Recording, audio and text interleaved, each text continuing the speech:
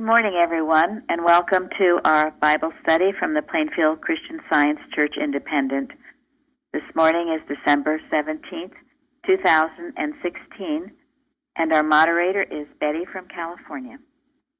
Go ahead, Betty. Okay. Am I speaking loud enough? Sure. Yes. Good. The quote is from Miscellaneous Writings by Mary Baker Eddy, page 74. Christ Jesus' sense of matter was the opposite of that which mortals entertain. His nativity was a spiritual and immortal sense of the ideal world. His earthly mission was to translate substance into its original meaning, mind with a capital M. He walked upon the waves. He turned the water into wine. He healed the sick and the sinner. He raised the dead and rolled away the stone from the door of his own tomb. His demonstration of spirit virtually vanquished matter and its supposed laws. Walking the wave, he proved the fallacy of the theory that matter is substance. Healing through mind, he removed any supposition that matter is intelligent, or can recognize or express pain and pleasure. His triumph over the grave was an everlasting victory for life. It demonstrated the lifelessness of matter and the power and permanence of spirit. He met and conquered the resistance of the world. That was a perfect quote. Thank you. Very good. Okay, shall I go on?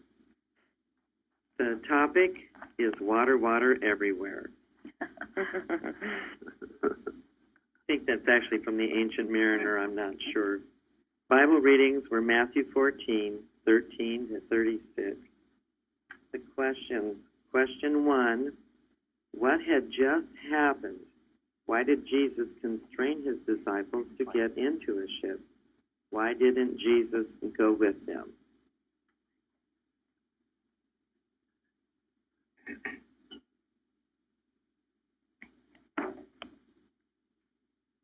Well, actually, quite a bit had just happened, hadn't it? Absolutely. John the Baptist beheaded. Yeah, he'd just gotten notice that John the Baptist had his head cut off by Herod, just to please Herod's illegal wife and her daughter.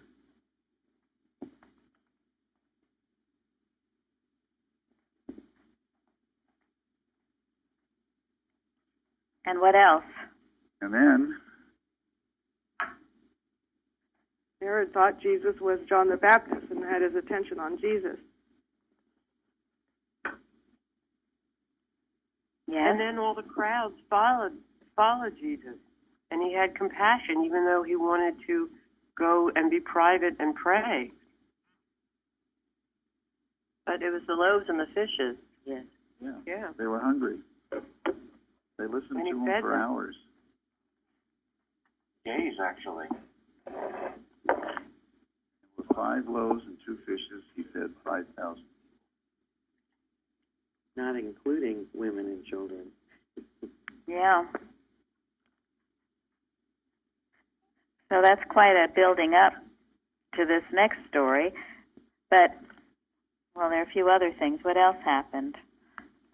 Yeah, I think he also let them disciples go because they were so impressed. The multitude was so impressed with that feeding that they might have, come for him, made him a king, which he didn't. It wasn't what was to happen. So the disciples were to go, and he was to go and pray as he usually did. I thought that was interesting because when they say constrained, he was telling them get on that ship. Mm-hmm. It wasn't just.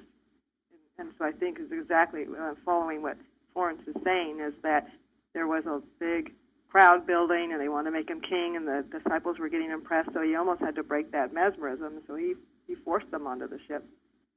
Yeah, he did have to break the mesmerism, and that's how he broke it. I think this is one of the major points of the story. Because what could have happened if he weren't as spiritually minded as he was and is? That crowd could have carried him away. Yes, they could. He could have been flying up on ego, a lot of ego, after all the wonderful things he had just done. That was an incredible miracle, so to speak. And interfering with God's plan, how God, how the events were to take place, if that would have happened. It would have been a huge interference with God's plan. It's amazing how the people were so impressed with being fed bread and fish.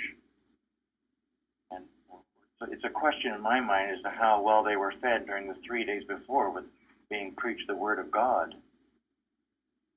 When they were fed material food, then they were so excited about it, they wanted to make him king. So that had to be broken. That's a real trick, because that's what I found with my human goodness, and I know Jesus had none of that, but if you were tempted by it, you would think, look at all this wonderful things that are happening, this is good, I can help all these people, this will be wonderful. Absolutely. That's a major point, and there's been many a person that has fallen because of that. But of course not the Christ. He was way above it. But Mrs. Eddy says in her hymn, tear or triumph harms. But he kept his humility, and not only that, he went and he prayed. I mean, when you think about it, how many times have you had a tremendous success? What do you do afterwards? Well, you bask in your human feelings. Who said that?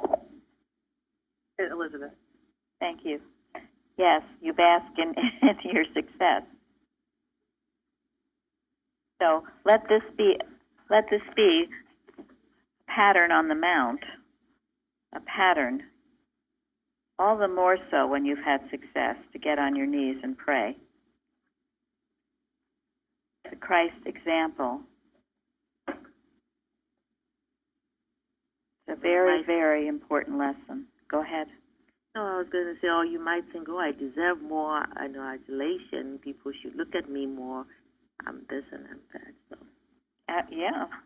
Instead of constraining the disciples, you could say, let's party. Or at least I need new sandals. Yeah, right. New sandals, a little bigger house. I did pretty good here. But he knew that he didn't do it. He knew what it was that did it.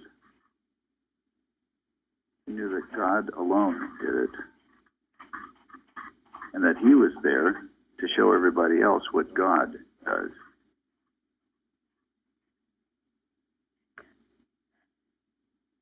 And that way, whenever we have successes or whatever, if we go into our closet and quietly thank God for it, then we've got something really, really permanent that God can use.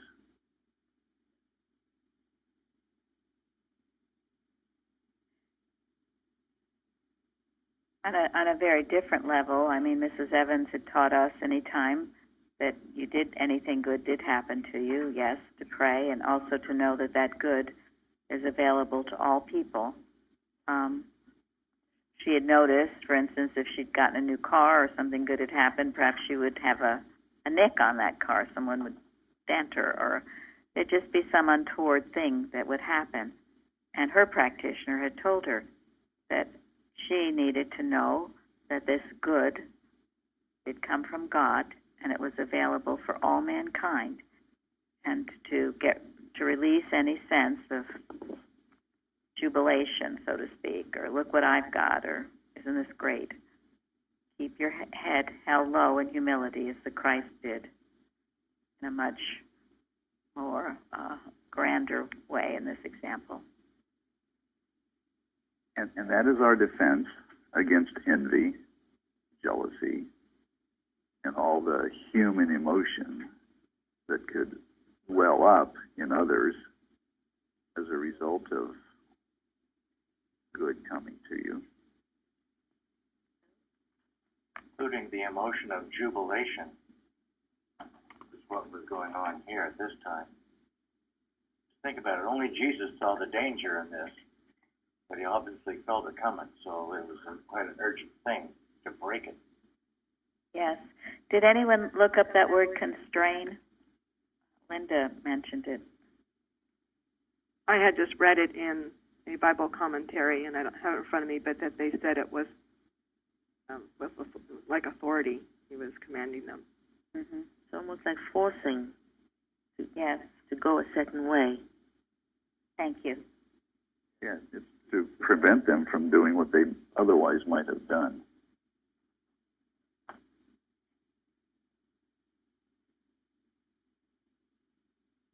Anyone else? Betty, or is Tom here today? Did he want to mention something? Not here today. Okay. I did want to ask what did Jesus do after he got him on the ship to go? He said he went to pray. He withdrew himself, as he does often, to go and pray. Yeah, he needed to be alone with God. He had just been through a few traumatic experiences.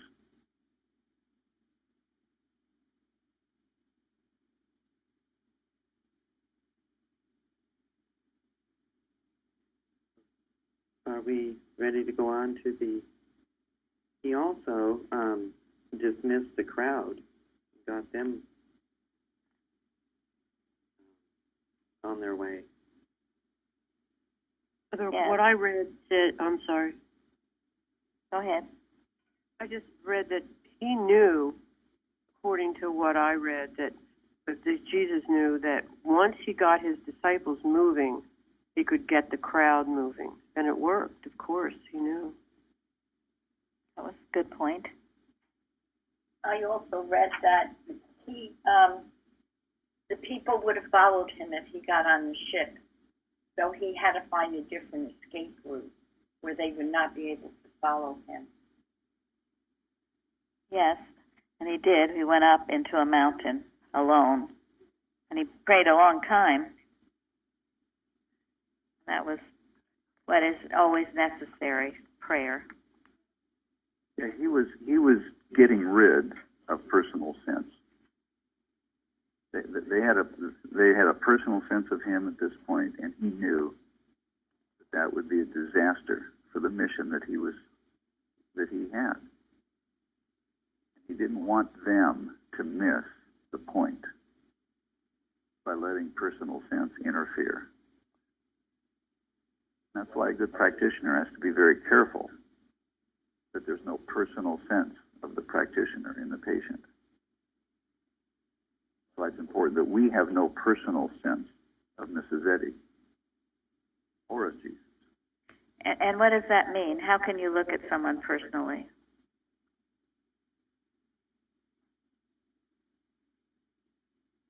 For me, it's getting caught up in the personality. Go ahead, Mike. I was saying just look at the personal appearance, Yes. how they're dressed, how they look, or whatever, which has nothing to do with what they truly are.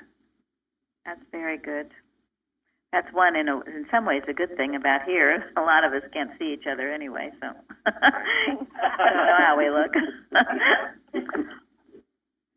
Or another sense that relates to the story, actually, is you see somebody do something really great, and you think it's them doing it instead of the divine principle, and then you feel really safe about being with them, and you want to make them the king, the ruler, whatever, almost in a sense so you don't have to take on any responsibility of yourself to be a follower of the same way and look to our Father. It's like an escape route for our responsibility to be God's reflection instead of just leaning on somebody else. Well, that's true. Thank you. That's It's the like- real danger. It's like many people, go to church or whatever because my pastor, and then the reliance become my pastor instead of the word that you're listening to, or should be with God. Exactly. Yes, you see it all coming from God, impersonalization of it. And make sure you're not looking humanly. You're looking for someone's faults or putting them just in their family or however else you would tie them up into the human realm. A spiritually minded person is very sensitive to that. So we see each other, hail Son of God, certainly in working with a practitioner, but with all of us, hail Son of God, not to think about them in some human way. Okay, Betty? Okay. Number 2. What happened during the fourth watch of the night? What were the disciples' initial reaction and Jesus' response? Well, what is the fourth watch of the night? 4 o'clock in the morning. It's Early in the morning. says in one. May I? Or Sure. does Go someone ahead. else have because it was in one of the commentaries. So somebody else probably knows this one. They took on the Roman thing on watches, and there were 4 watches in a night, and the last one would have been from 3 to 6 in the morning. Yes, I thought it was interesting. Now, why did they watch? It was to guard the camps. Usually in times of war, they were placing the sentinels around the camp or in the cities. Thank you. They had watches. The night watches was 6 p.m. to 9 p.m., 9 p.m. to 12 midnight, 12 midnight to 3 a.m., 3 a.m. to 6 a.m., and then they also had day watches. They took watching extremely seriously. In those days, it was guarding against enemies, but we should take it just as seriously, shouldn't we? The same guarding against the enemies of false. Absolutely it is. Absolutely it is. I find it very interesting that was even in their terminology. I mean, who says now, well, something happened at the first watch of the day, or we don't even refer to it as watch anymore. Of course not, but in a way, perhaps we should. I read that it was during this watch, the 4 a.m. 3 to 6, that the Red Sea parted, that the Lord came, and that's when that happened. Yes, it's interesting. Those middle of the night watches are very important. Mrs. Evans used to tell us that's when mortal mind is quiet. But on the other side of the earth, it's not quiet. So we need to always be working. It's very important that we do that. Do our watches. So go on. What else? Anything more about that?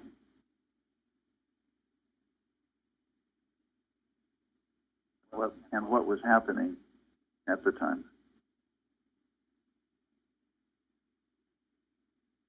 Storm at sea. And they saw Jesus walking on the sea. Yeah, there was a storm, A storm. and this was the time that Jesus returned to them. Except he didn't have a boat, did he? But that didn't matter. It was time for him to rejoin his disciples. So God got him there. And I read that the Sea of Galilee was 5 miles wide, and it was 3/4 of the way. It was a long way to walk and to come, defying all the laws of gravity. And what did they think? The Spirit. They were afraid. They thought it was a spirit. They were troubled. Yeah, they couldn't believe it was a real person.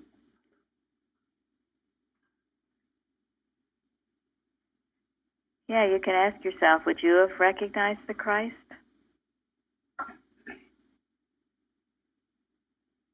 And also, you know, to think with his science, we're just barely scratching the surface. Think of all the things that can be done, including that. Feeding the multitude. So we must think big with our expectancies. The other You know, thing I read- is that Jesus had gone up to the mountain and prayed, and he still caught up with them without any problem. Yes. And as afraid as they were, and they didn't recognize him at first, they were obedient. They didn't turn back. So they deserve a little credit, I felt. Well, that's true. They did. And they got it, didn't they, from him? It's beautiful. Obedience, Well, and I think- regardless of the troubles. Yeah. Yeah, it said straight away Jesus spake unto them. Be of good cheer, it is I, be not afraid. So straight away he didn't say, oh, you dummies, don't you know who I am? Or he didn't keep quiet for a while and scare them further. With great love, he told them immediately. And what lesson is he giving us this time in doing this? What's the lesson that Jesus is giving us all?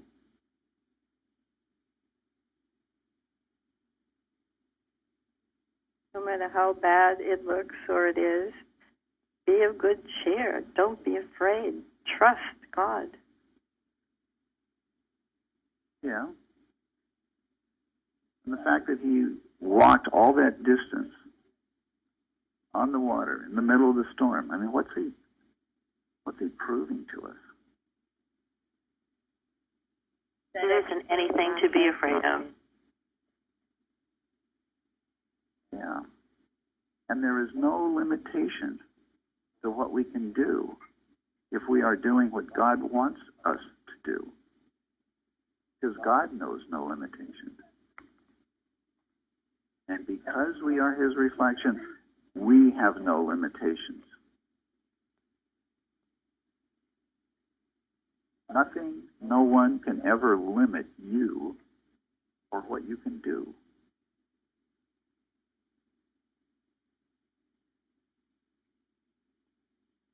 Think about how we impose limitations on ourselves. I can't do this. I can't do that. I won't even consider this. I won't even... No. If God has something for you to do, you can do it.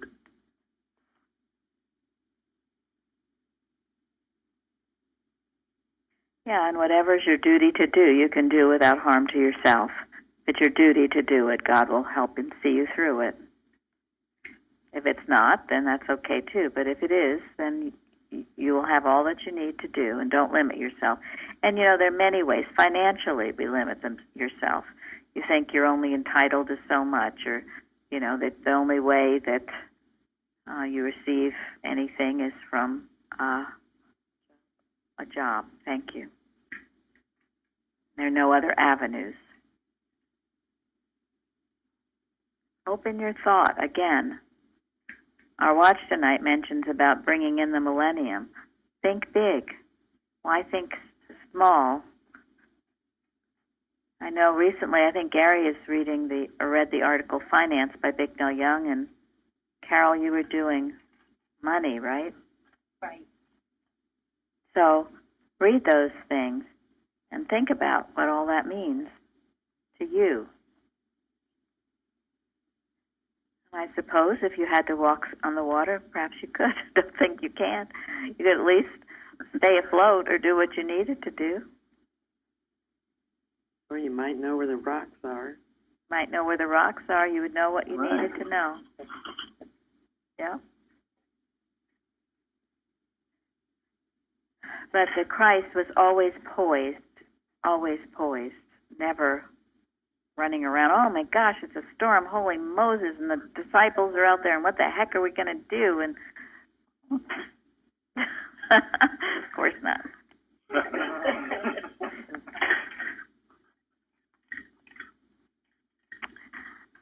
Okay, did we cover that question?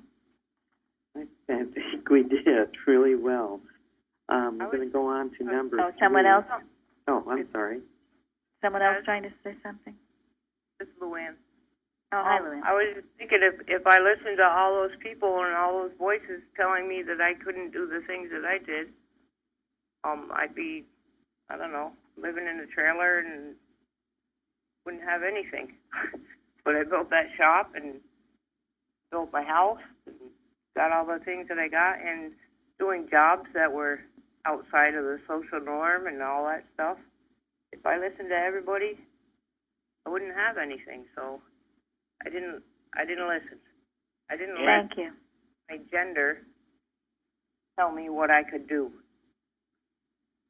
And you were angry and bitter. Well, and therein is the key. When you hear the voice that says, no, you can't, tell it to shut up.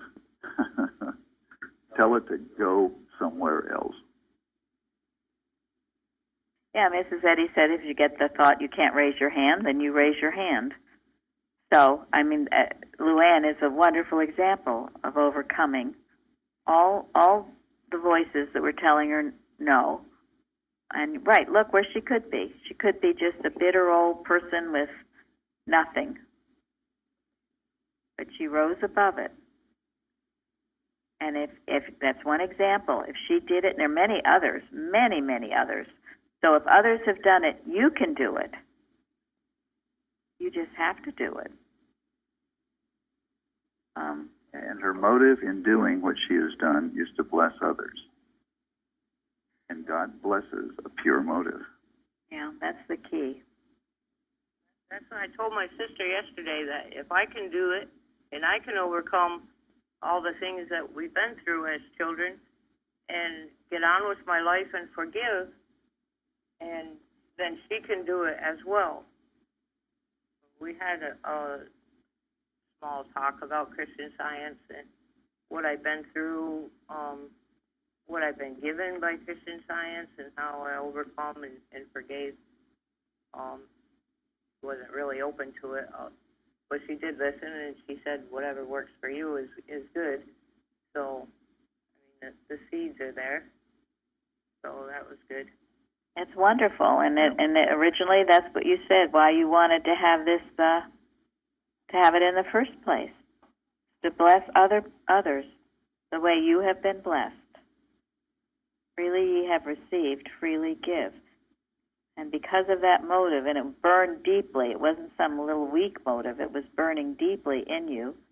Because of it, God raised you up out of a very terrible situation. It wasn't that was also the thing about Jesus walking on the water, was that he rose above the mortal mind and got out of it and was way above it in the spiritual realm. Yes. It's a really good point, because, the storm was raging that is tempting literally everyone. Some people fell in it, but some rise above it. It's like all of the negative arguments. I mean, I don't think there's anybody that doesn't get them, but it's what you do after that makes all the difference. Either you listen and fall for them, or you tell them to shut up and rise above them. We have God here to help us to do the latter part. We just got to accept the fact that God does indeed help us and go with Him. Like Jesus is an example to us, conscientious protest all the time, protesting the errors that come. No, that's right. And he never thought of himself as separate from God, or as different from God, or as limited in any way. So he wasn't impressed with the material conditions. It didn't move him. material condition will always tell you it's impossible. There are no jobs. Your health is failing. Don't try. Everybody hates you. I mean, it goes on and on and on. If you listen to that voice, well, it'll take you into a place, into a bad dream that you don't need to go.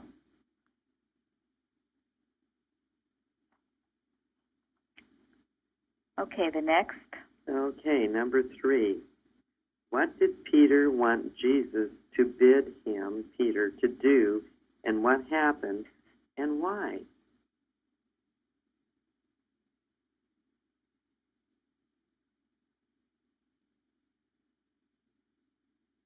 He wanted Jesus to ask him to come out on the water with him. That was great. Good old Peter.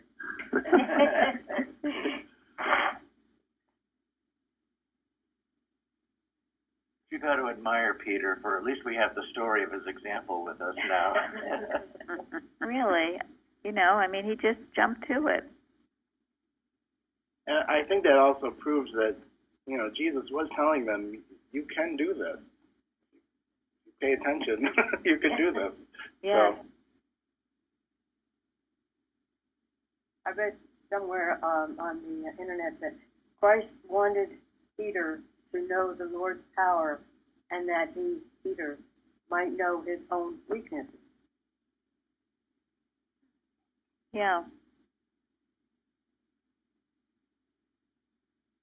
Yeah, I read that faith will make any of us like Christ. I mean, Peter actually did walk on water for a little bit, didn't he? Yes. Until he became afraid. And, of course, with him, where was his faith more based? On Jesus.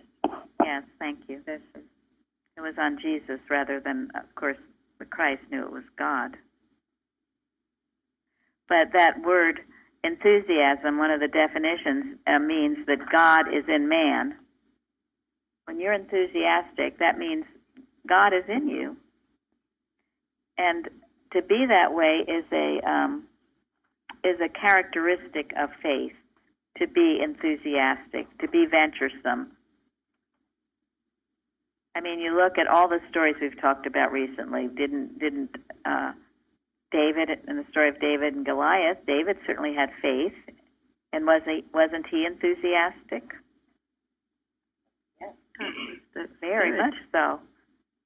So when you're not feeling enthusiastic, it means, take a look, you might be in the human mind. These are signs. So, yeah, when you're enthusiastic and willing and ready to jump and do something, it shows that God is in you. Just as with Luann, she had this enthusiasm to build a shop, to make the pottery shop and do those things. God was in her. God still is. God still is, yes. So Peter had that wonderful enthusiasm. He wanted to do what Jesus was doing, and why we should have that. Why not? Because what if you think, oh, I can never do that? We'll do it. Well, you can never do it. We'll not never do it. Never give it a shot. That's it. Maybe try, yeah. One of the other lessons with this Peter thing, it's not such a bad thing to have your weaknesses identified. Because that can be a stepping stone for progress. Well, that's right. And it's more leaning on God then. When you see your own weakness. Well, that's the hymn says, 195. Yes, thank you.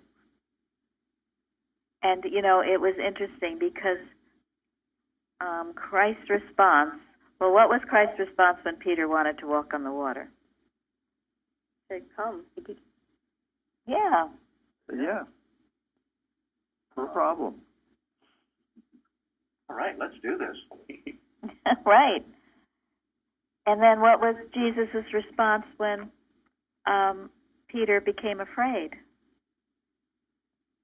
O thou of little faith, Wherefore didst thou doubt? Yes, But he also reached out and caught him. thank you. Well, Peter said, "Help me, or I perish." He started to sink. I was reading, the prayer of faith is one that is always answered. In both cases, whether in the first case with Peter where he was enthusiastic and he had the faith that he could do it, and then when he became afraid and lost his faith. In both instances, Jesus responded, the Christ responded with love to help him. That prayer is always a righteous prayer. What are some prayers that aren't righteous and that wouldn't be answered?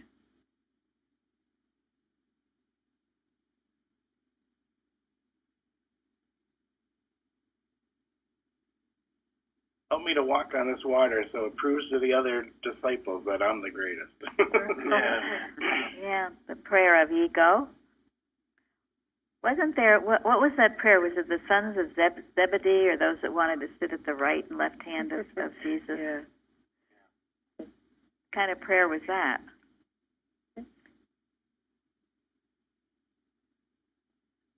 Pretty Shall be selfish. greatest. Selfish, self-centered. Yeah, it was unrighteous. It was unrighteous and it was denied.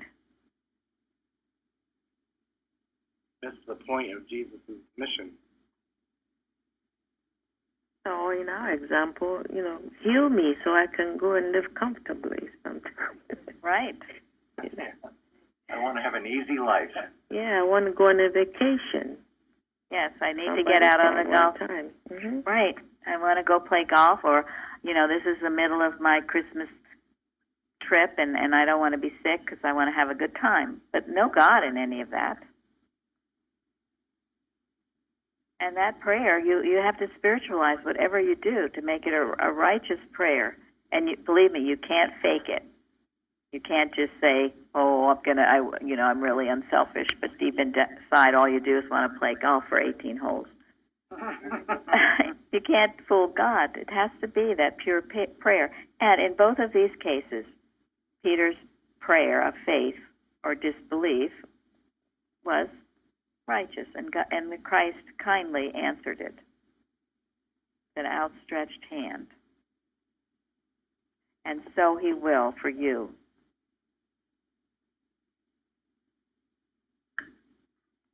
There's another thing that meant a lot to me about this experience with Peter. He was on the water, and the storm was still raging.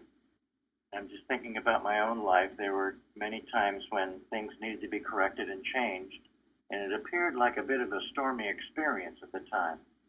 And I can remember being afraid of it. Finally, when I decided I was not going to be afraid and trust God, then the storm did continue, but the thing was resolved and was far better at the end than if I had just simply fallen into fear. Thank you. A very good point. Mrs. Eddy refers to that as chemicalization, doesn't she? When you're working something out, when an error is coming out to be destroyed, it will be uncomfortable. You may be fearful. The thought of giving up something that you've believed in all your life, getting rid of it, believing and trusting something better, can sometimes seem like a very leap of faith. Can sometimes be very troubling. But if you pursue the truth, by the definition of wind in our lesson, and it goes on to say the movements of God's spiritual government, encompassing all things. So if God's moving, why would I be afraid of it? yeah, and as long as you're moving in the direction that you feel is God directing you, there will be resistance, but there will be a glorious finish to it, and you will be a better person, a new person. And it's very easy to have faith if your answer is, requested right away, or excuse me, takes form right away. So you want something in Zippo, there it is. So that pace is easy. But to go through a continual time, then you really find out if you've got faith, and you're tested. And I thought this was good. This is Charles Spurgeon. We're getting an echo. Do you get an echo? Is it because? It just started with you, Mary. Yes. Okay. Sorry, I don't know why. But okay. Pardon me? It may be between your phone and Gary's phone. Yeah, I think so. Gary will go in the other room. I'll go sit in a different place. Okay. Thank you. Charles Spurgeon said, "To walk on water is not an essential characteristic of faith, but to pray when you begin to sink is." So not all of us are going to be walking on water, maybe, but to pray and when most of us sinking, won't need to. yeah, but to pray when you're sinking, that's the characteristic of faith, to turn it to God when you're being tested. And if in doing so, you'll find your answer, because the Christ presence is there. Hey, anyone else on that? Go ahead. Yes, another lesson from this is that Peter had great faith in Jesus. And then when he stepped onto the water and saw that it was boisterous, then the faith kind of left him. So it's, again, proof that we really need to hang on to that faith and not let anything throw it off, which is easier said than done a lot of times. There's a line that goes along with that I found in finance from Bicknell Young. It says, "Take your attention away from the appearance and place it on me." Yes. That's a major, your focus should be on God, not on the problem. I mean, if you were walking on the water and you saw these huge waves and everything, make it, you can't look at it. Got to look up. I think the fear comes always when you feel you're separated from God or from the Christ, where Jesus' teaching is always the Christ's presence, always here. I have found that sense of always, never separated from God, a good thought to have at all times. Thank you. Yeah. And in this case, Jesus was still teaching his disciples to have a higher and bigger and broader and more universal understanding of God. And it was clear Peter's faith was still on the person Jesus at this point. Otherwise, he wouldn't have sunk. Jesus used this as an opportunity to bring their understanding of God a little higher. And, do remember this and the things in this lesson during really the storms of the hurricanes and other untoward weather patterns we've had. Keep your poise. Peace, be still. And you can change the seeming physical evidence. You have to be working. And Mrs. Eddy in her home, she had at least one person working on the weather daily. So all of you take that upon yourself. You all should be working on the weather daily, not just when you hear a weather report, a bad weather report, but every day working.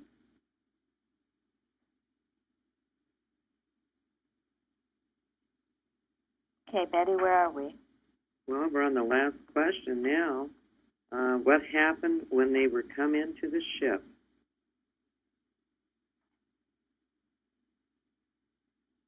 They being Jesus and Peter, particularly Jesus.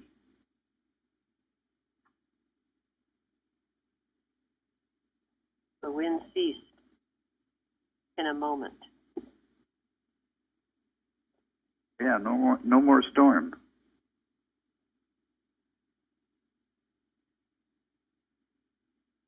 I read in a commentary, our deliverance from our own fear, which would overwhelm us, is owing to the hand of his power and grace.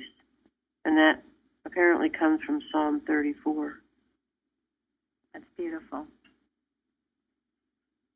Mrs. Eddy says somewhere, and this is not an exact quote, but it's when the trying times cease to bless, they will cease to be. That's right. I wish I had the exact quote. Well, that's it. When these things cease to bless, they will cease to occur. So that's it. And then there is, if you look for it, there's a blessing in everything that comes your way. There's a lesson to learn. And if you embrace it, you embrace the problem knowing that you can learn something from it, you will. Your expectation will be from the Lord, and you will go from glory to glory. Instead of becoming dismayed and afraid, and turn it around. Say, Father, what lesson is here for me to learn? Always some wonderful blessing. And I wondered about their state of thought at this, because it says that they worshipped Jesus and told him that they recognized that he was the Son of God. But I wondered whether it brought them closer to God, whether it raised their understanding of God. I mean, they were all over Jesus. I mean, there was no doubt in their mind that he was the Son of God. Because this is, you know, this was a miracle. This was a divine event. No human explanation for this. And, you know, maybe this is why their disbelief in always seeing God, it was Jesus doing it, is why that when the resurrection came, you know, they were unable to really see what was going on. Because, again, they personalized it. This is something Mrs. Eddy was always guarding and watching against, that you didn't personalize her and what she did. And so it is. We all must always see it as God working. That way we're safe. You know, I was listening more recently to some of this New Age stuff, and just to see what is going on there. And what they were talking about was this law of attraction. You know, you attract to yourself whatever you're thinking. But I think I was talking to Florence about it, and there's no God in it. It's not Bible based, and there's this visualization of what you want. What were you saying about it, Florence? What do you get? Well, if you can attract the good that you say you are attracting, you can attract the bad too. Right. Right. When you hear people say, "Oh, I want," and you know they put it on your refrigerator. I want this car, and I want this kind of a home. Well, if you can do all that, just as well you can attract all the bad too. Right. There's no handling of the animal magnetism. Mm-hmm. There's no understanding of the workings of evil, which we must understand in order to handle and prove its nothingness. So, as a result, it doesn't get rid of the fear, because right. the fear will right. always be latent in thought. And again, it isn't Bible based, and this is a large part of why we do these Bible studies, to keep ourselves based on the Word of God. Go ahead, Florence. And it's like more human mind, really, isn't it? You know, you're depending on you. Some people think it's spiritual, but I feel it's mainly your own, you know, you think you're using your own mind to yes. do these things. Yes, that's exactly right.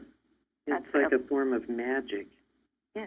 Well, and that's why Mrs. Eddy differentiates so clearly between a Christian Science healing and faith cure. Because this is all faith cure, which is human. And it would mimic, again, the ape of God. It would mimic God. The prophets of Baal, the tarot card reading, all of those things. Some people seem to have some relative success with it, but it's not based on God. And as we talked about a few sessions ago, roundtable sessions, Mrs. Eddy referring to someone who said, who was into that and who left Mrs. Eddy, who was actually, I think, taught by Mrs. Eddy, but then left her and started this, she called it New Thought. Mrs. Eddy said it was the worst of all things because it would deceive the very elect. So we must be alert to it and make sure we don't slip over into that. Sorry, Tom's not here because I know he speaks to that as far as what the organization is doing. You have to be very careful you don't slip into something like that. It's got to be God-centered, God-based, always. And go ahead. I was going to say that aping phrase is so important because they realize that with their disbelief of what God is after watching Jesus walk on the water, it took the resurrection, as you were saying, to really convince them. Here I've been listening and participating in Bible studies and roundtables for over a year, and I think it's what Mrs. Eddy called moral idiocy. I still can't understand why my faith fails me so many of the time. And it's just this aping of mortal mind and animal magnetism of the real thing that I keep letting fool myself. I don't know. I mean, there's just some little thing there that intellectually I may know better, but it's not written into my consciousness at this point. Yeah, Well, and it's the difference between thinking about God and thinking as God. Thank you. God is your consciousness. Getting Mike out of the way and letting God rule. That's what I right, and that's 100% correct, and it always amazes me how, again, that I allow that, self to get, mortal to get into the way of the divine, even though I know better. I mean, I so believe, the testimonies, everything here is just so uplifting that, again, surprises me. How can I fall into the water again every time? Well, sometimes I think of you as our Peter, Mike, because you're very enthusiastic. Well, Mike, welcome to the club. We're all working at it, okay? And Mrs. Eddy's own workers who are right in her own house had this constantly. Yes. Oh, yes. Yes. One person told me that it is so subtle. That is one reason we have to watch our consciousness at all times. It's not easy, but it is necessary. Absolutely. Imperative. You've got to. And the way you get more faith is to keep practicing, keep working during the day, asking God. It's the way you get anything. Persistence wins the crown. Keep at it. And I do have to add to that really is happening, and it really is amazing. I think I've said it in the past that as a youngster on the farm, and it seemed like every pet I had passed away, so then I taught myself not to love, and I mean literally, and to be re-taught that here with practitioner help and stuff is just really wonderful and amazing. That's wonderful, yes. Anyone else on this?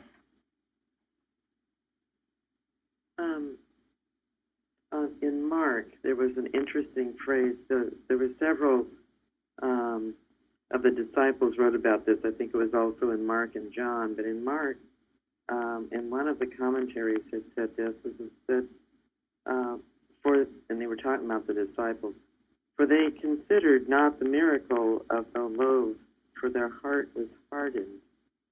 And sometimes we think we're protecting ourselves and by doing that, and it's the opposite. You hurt yourself more. Really, I know. You think of the patience of the Christ, all that he did, and even his own disciples didn't get it too well.